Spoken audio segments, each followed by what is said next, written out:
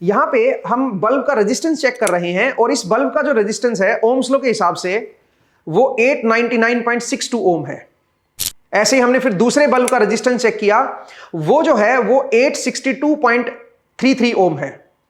अब जब हम इनको पैरेलल कनेक्ट कर रहे हैं तो थ्योरी के हिसाब से इनका जो रेजिस्टेंस आना चाहिए वो 440 ओम के अराउंड आना चाहिए, लेकिन जब हम ओम्स लॉ के हिसाब से देख रहे हैं तो ऑलमोस्ट उसी का अराउंड आ रहा है 431 ओम के। मतलब थोड़ा बहुत एरर है, 8-9 ओम का एरर है, जितना कि हम कंसीडर करके चलते हैं।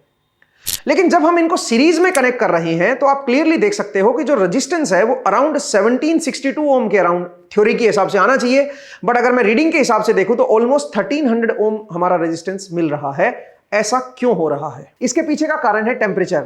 जब आप इनको इंडिविजुअल रीड कर रहे हो तो उस केस में बल्ब फुल ब्राइटनेस पे ग्लो कर रहे हैं, इसका मतलब उनका टेम्परेचर हाई है। इंडिविजुअल जो आपने रेजिस्टेंसेस की वैल्यू निकाली है वो हाई टेम्परेचर पे निकाली है।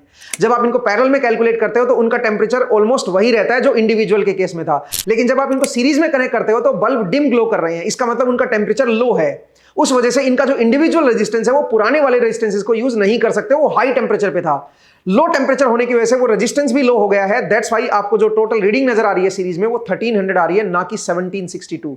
आई होप आपको एक्सपेरिमेंट समझ आया और आपको ये समझ आया होगा कि प्रैक्टिकली कैसे रेजिस्टेंसेस की वैल्यू चेंज हो जाती है। आपको टेम्परेचर भी डिफाइन करना होगा रेजिस्टेंस की वैल्यू के साथ।